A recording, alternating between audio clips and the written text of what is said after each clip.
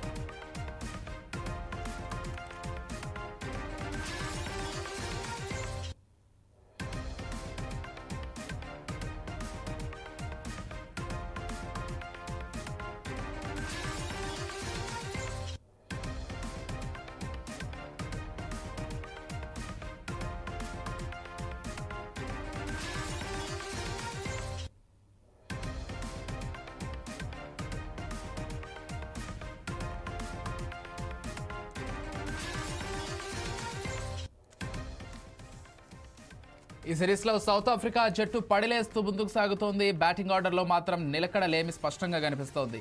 చివరి మ్యాచ్లోనైనా సమిష్టి ఆటతో భారత్ను ఎదుర్కోవాలని అనుకుంటోంది. ఓపెనర్గా హెండ్రిక్స్ వరుసగా నిరాశపరుస్తుండడంతో కెప్టెన్ మకరం ఆ స్థానంలో ఆడే ఛాన్స్ ఉంది. ఇక మరో ఓపెనర్ డికాక్ 2వ మ్యాచ్లో మాత్రమే శతకంతో చెలరేగాడు. అతను ఫామ్ అందుకుంటే బౌలర్లకు చుక్కలు చూపిస్తాడు. అలాగే హిట్టర్లో బ్రేవిస్ మిల్లర్ కూడా సిరీస్లో పెద్దగా ఆకట్టుకోలేకపోయారు. పేస్ ఆల్రౌండర్ యాన్సన్ బౌలింగ్లో పర్వాలేదు అని అనిపిస్తున్నప్పటికీ బ్యాటింగ్లో మాత్రం మెరుపులు కనిపించడం లేదు.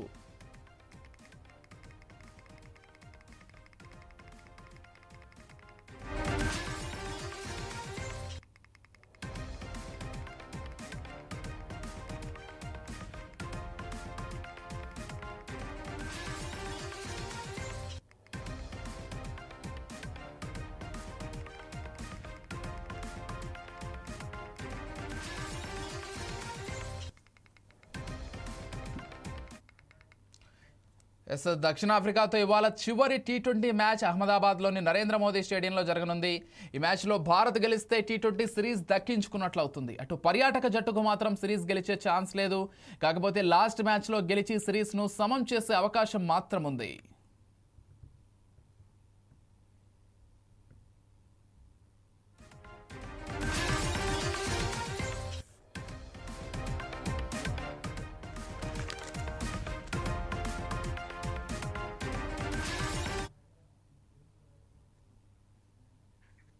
రైట్, ఇక ఈరోజు మ్యాచ్కి సంబంధించి మనతో పాటు డిస్కస్ చేయడానికి ప్రముఖ స్పోర్ట్స్ అనలిస్ట్ సుధీర్ గారు సిద్ధంగా ఉన్నారు. మనతో పాటు సుధీర్ గారితో ఒకసారి మాట్లాడదాం. సుధీర్ గారు నమస్తే అండి. నమస్తే అండి. మే నో యువర్ నేమ్, మీ పేరు తెలుసుకోవచ్చు. విజయ్ అండి. ఓకే విజయ్ గారు, నమస్కారం అండి. సుధీర్ గారు ఎలా చూస్తారండి? అంటే అసలు ముందుగా నార్త్లో మ్యాచ్లకు సంబంధించి అక్కడ వాతావరణం కొంత బాలేక క్యాన్సిల్ అయ్యేటువంటి ఛాన్సెస్ కూడా కనిపిస్తున్నటువంటి నేపథ్యంలో సౌత్లో నిర్వహించకుండా నార్త్లో ఎందుకు పెడుతున్నారనేటువంటి ఒక పెద్ద డౌట్ అయితే దేశవ్యాప్తంగా ఉంది. దీంతో స్టార్ట్ చేద్దాం, తర్వాత మ్యాచ్కి సంబంధించినటువంటి మరిన్ని విషయాలు కూడా మాట్లాడదాం. దీని పట్ల మీ అభిప్రాయం ఏంటి ముందుగా? మీరు అన్నది ఒక మంచి క్వశ్చనే. ఒకే మ్యాచ్ విశాఖపట్నంలో నిర్వహించడం చూసాం. బట్ హైదరాబాద్ లో మన అందరికీ తెలుసు కొంచెం ఇంకా పరిస్థితి బాగాలేదు, ఇంకా కొంచెం గొడవలు కొనసాగుతూనే ఉన్నాయి, మన అందరికీ తెలిసిందే. యా సౌత్ లో కొంచెం వెదర్ డ్రైగా ఉంటది కనుక బెంగళూరులో కూడా పరిస్థితి లేదు. బెంగళూరులో కూడా ఆ అటాక్ తర్వాత కొంచెం నిర్వహించడానికి కొంచెం వెనక ముందు అవుతున్నారు. ఓన్లీ మద్రాస్ మీరు అన్నట్టుగా ఇట్ కూడా been better place, even Kochi కూడా been better place. Yeah north లో మీరు అన్నట్టుగా లక్నోలో అసలు యాక్చువల్ గా వాళ్ళకి తెలుసు ముందు నుంచి కూడా లక్నోలో వెదర్ అలా ఉంటుంది, చాలా చలి ఉంటది అండ్ ఫాగ్ సమస్యలు ఉంటాయని చెప్పి మార్నింగ్ మ్యాచ్ అయినా ఫాగ్ ఉంటుంది 12 వరకు. ఓన్లీ ఆఫ్టర్నూన్స్ నిర్వహిస్తే తప్ప మీకు ఈ సీజన్ లో నేను అనుకుంటాను నార్త్ లో కొన్ని ప్లేసెస్ లో చాలా చాలా యూనో కండిషన్స్ అలాగే ఉంటాయి. ఫాగ్ నుంచి మీరు బయటపడలేరు. సో ఐ థింక్ నేను కూడా దాన్ని ఎంకరేజ్ చేయను. ఎందుకంటే మీకు ఎన్నో వెన్యూస్ ఉన్నాయి, లెవెన్ కాదు సౌత్ లో వెన్యూస్ ఉన్నాయి. మీరు రొటేషన్ పద్ధతిలో నిర్వహిస్తున్నారా, లేకుంటే అన్ని మ్యాచెస్ ఇప్పుడు ఈ సౌత్ ఆఫ్రికాతో జరిగినటువంటి టెస్ట్ మ్యాచెస్ కూడా కోల్కతాలో ఒకటి, గోవాలో ఈస్ట్ లో జరిపారు. ఐ థింక్ మెయిన్ సెంటర్స్ ని మర్చిపోతున్నారు అండ్ కొత్త కొత్త ప్లేసెస్ లో నిర్వహిస్తున్నారు. That's a good thing, it's okay.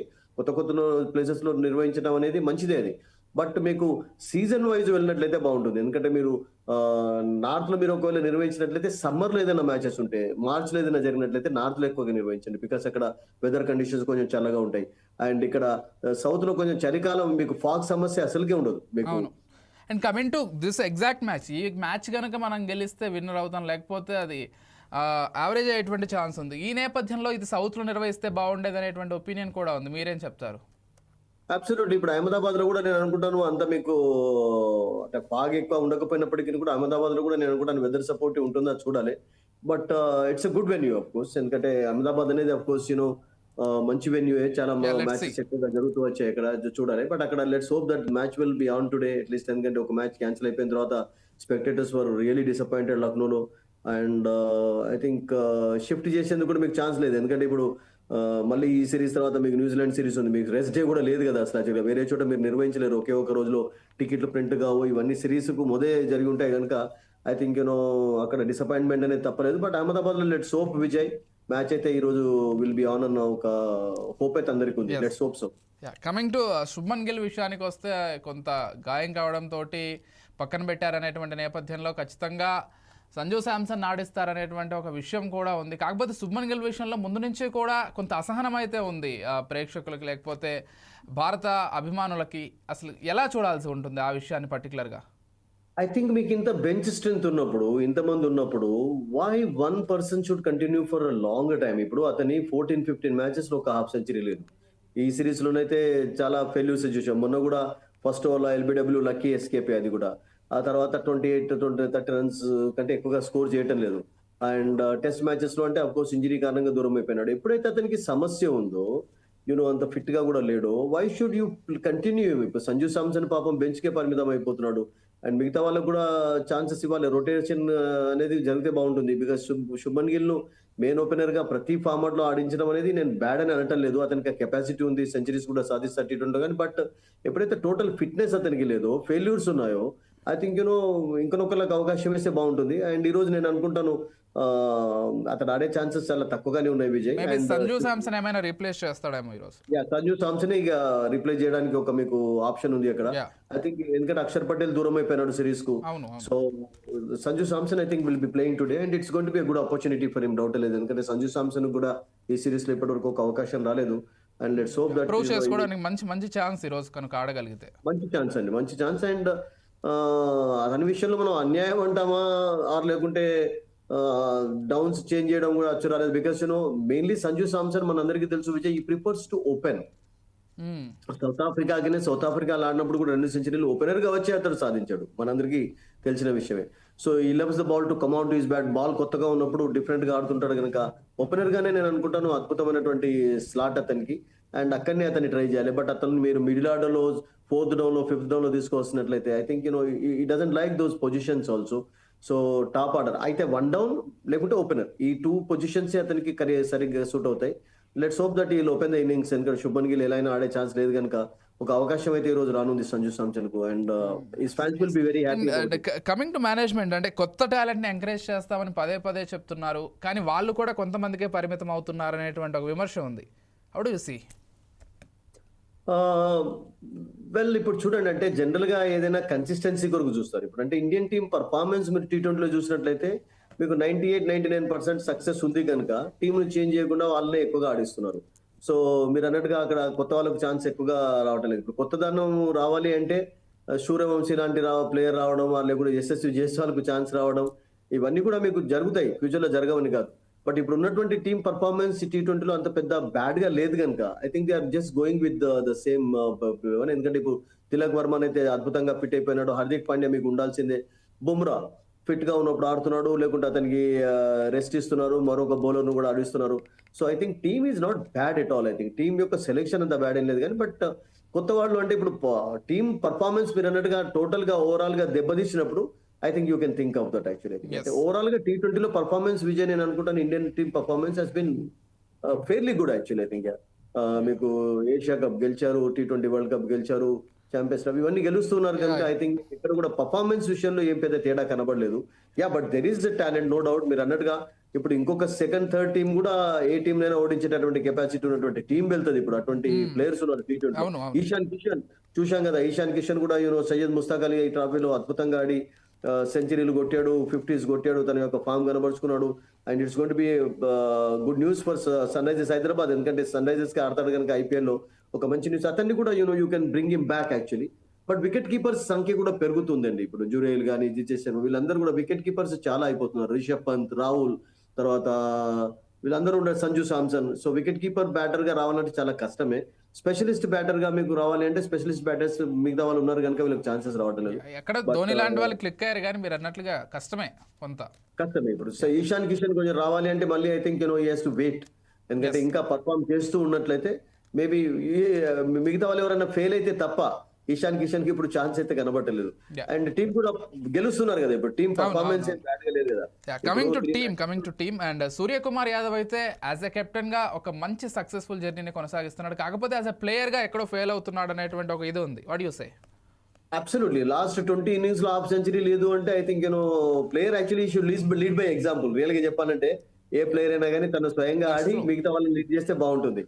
But అతనికి సక్సెస్ ఉంది కనుక ఐ థింక్ అంత పెద్ద క్రిటిసిజం ఎక్కువగా లేదు. Because team is winnowing.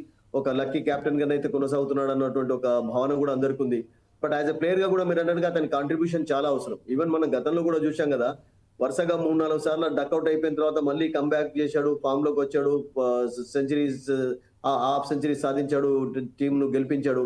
Is a good player అండి, నో డౌట్. T20 కి perfect player. And as a player గా మన వాళ్ళు అంతా కూడా ఇప్పుడు గంగూలీనో, ధోనీనో, లేకపోతే కోహ్లీనో, రోహిత్ శర్మ వీళ్ళందరినీ ఎగ్జాంపుల్స్ గా చూసుకున్నప్పుడు యాజ్ ఎ ప్లేయర్స్ గా they were very successful. Same టైంలో యాజ్ ఎ కెప్టెన్ గా సక్సెస్ఫుల్. సో అది చూస్తున్నారు ఇప్పుడు మన వాళ్ళందరూ కూడా ఆ ఎగ్జాంపుల్ తీసుకుంటున్నారు కాబట్టి ఆ క్వశ్చన్ మేబీ ఉంటుందేమో. అబ్సల్యూట్. అంటే ఒకవేళ మీరు అన్నట్టుగా టీం ఓడిపోతూ ఉన్నట్లయితే సూర్యకుమార్ కూడా నేను అనుకుంటాను తప్పదు, అంటే అతని వైదొలిగించడం కూడా తప్పదు. ఎందుకంటే టీం గెలుస్తుంది కనుక లీడ్ అయితే చేస్తున్నాడు, ఒక టీం ఎదుగుతూ ఉంది, డెవలప్ అవుతున్నారు కనుక I think guiding well, team leading well అన్న ఒక భావన అందరికి ఉంది కనుక అతన్ని పైన ఎక్కువగా కాన్సన్ట్రేషన్ చేయడం లేదు. బట్ ఒకవేళ ఫర్ ఎగ్జాంపుల్ టీం ఓడిపోతూ ఉంటే అతను పర్ఫామ్ చేయకున్నట్లయితే will be dropped. Because performance అనేది చాలా ఇంపార్టెంట్. అండ్ ఇప్పుడు సౌత్ ఆఫ్రికా చూడండి, సౌత్ ఆఫ్రికా టెస్ట్ మ్యాచెస్ లో బాగానే ఆడుతున్నారు, వన్డే మ్యాచెస్ లో బాగానే ఆడారు. బట్ T20కి వచ్చేసరికి లాస్ట్ 29 మ్యాచెస్ లో నేను అనుకుంటాను వాళ్ళు గెలిచినవి చాలా తక్కువ ఉన్నాయి. వాళ్ళకి 60-70% డిఫీట్సే ఉన్నాయి. ఎక్కువగా సిరీస్ లో ఓడిపోతున్నారు. Only bilateral series only against Pakistan, South ఆఫ్రికాలో రీసెంట్ గా గెలిచారు తప్పితే మిగతావన్నీ కూడా వాళ్ళు ఓడిపోతున్నారు. ఇంకా 2020లో నేను అనుకుంటాను సౌత్ ఆఫ్రికా అంత పెద్ద బిగ్ టీమ్ గా కనబడలేదు. వాళ్ళకి కొన్ని సమస్యలు ఉన్నాయి, రబడా లేకపోవడం, తర్వాత కొంతమంది బౌలర్స్ రాణించకపోవడం. బికాస్ నెక్స్ట్ వరల్డ్ కప్ ఇక్కడనే జరుగుతుంది కనుక I think this is going to be last opportunity వాళ్ళకి. అంటే ఏదైనా ఎక్స్పెరిమెంట్ చేయాలి, అది చేయాలంటే కూడా I think they have to be very careful అండి. ఎందుకంటే లాస్ట్ T20 వరల్డ్ కప్ ఫైనలిస్ట్లు కనుక ఇప్పటి వరకు వాళ్ళకు ఇంటర్నేషనల్ ఒక టైటిల్ కూడా లేదు T20 వరల్డ్ కప్ కానీ 50-50. సో నెక్స్ట్ ఇక్కడనే జరుగుతుంది కనుక I think they have to B bit careful also about the selection. And ఈ మ్యాచ్ వాళ్ళకి చాలా కీలకమే ఈ రోజు జరిగింది. అవును, ఈవెన్ డ్రా అయినప్పటికీ చాలా కీలకమైంది మీరు చెప్తున్నట్లుగా. అండ్ మిడిల్ ఆర్డర్ గురించి ఒక్కసారి మనం మాట్లాడుకున్నట్లయితే కొంత బలంగానే కనిపిస్తోంది middle order. So how do you define? I mean south Africa దాని కూడా మనది అంటున్నారా? మనది పర్వాలేదండి మీరు అన్నట్టుగా. ఎందుకంటే ఆల్రౌండర్స్ ఉన్నారు కదా, ఇప్పుడు హార్దిక్ పాండ్యా, సూర్యకుమార్ యాదవ్, తిలక్ వర్మ వీళ్ళందరూ కూడా అంటే మిడిల్ ఆర్డర్ లో చాలా చక్కటి పర్ఫార్మెన్స్ కనబడుతున్నారు, డౌటే లేదు మీరు అన్నట్టుగా. అండ్ ఇప్పుడు జితేష్ శర్మ ఉండడం, జురేల్ వీళ్ళు ఉండడం తోటి నేను అనుకుంటాను మిడిల్ ఆర్డర్ కొంచెం పగడబందిగానే కనబడుతుంది. అండ్ కపుల్ ఆఫ్ ఆల్రౌండర్స్ కూడా ఆల్రౌండర్స్ ఉన్నారు.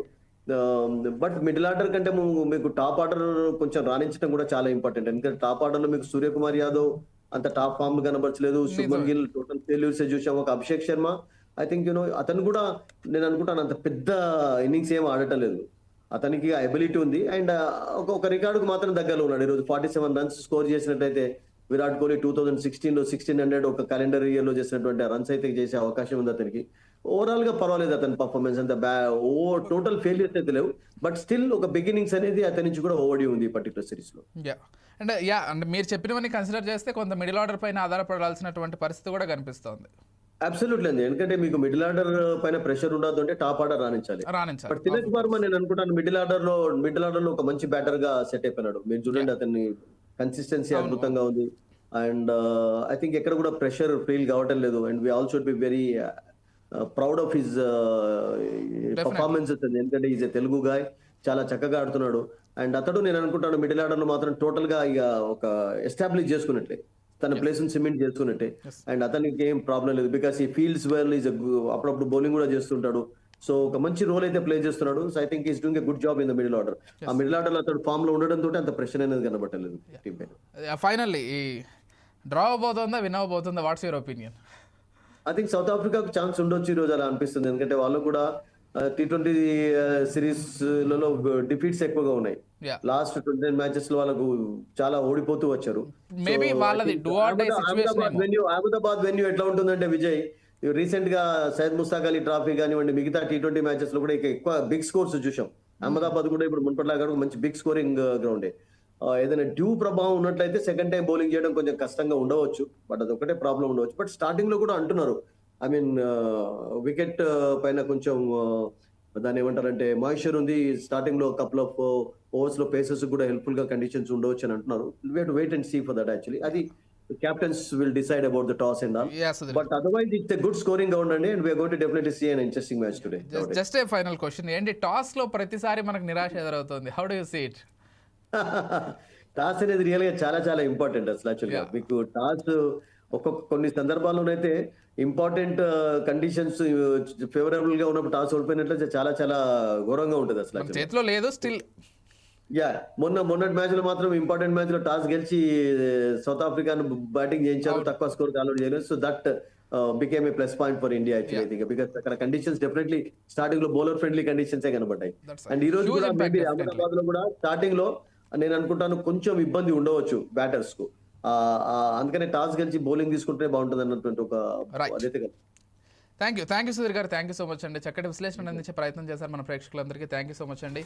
మొత్తంగా ఈరోజు చివరి మ్యాచ్ అయితే జరగబోతోంది అహ్మదాబాద్లో. మరి ఇది డ్రాగా ఉండబోతోందా లేకపోతే భారత్ విజయం సాధించబోతోందా? మొత్తం ఇటు రెండు దేశాల ప్రేక్షకులు అభిమానులు కూడా అత్యంత ఆసక్తిగా ఎదురు చూస్తున్నారు. మరి ఈరోజు చిన్న చిన్న మార్పులు ఉన్నాయి కాబట్టి దానికి సంబంధించి కూడా అభిమానులు ఆసక్తిగా ఎదురు చూస్తున్నారని చెప్పుకోవాలి.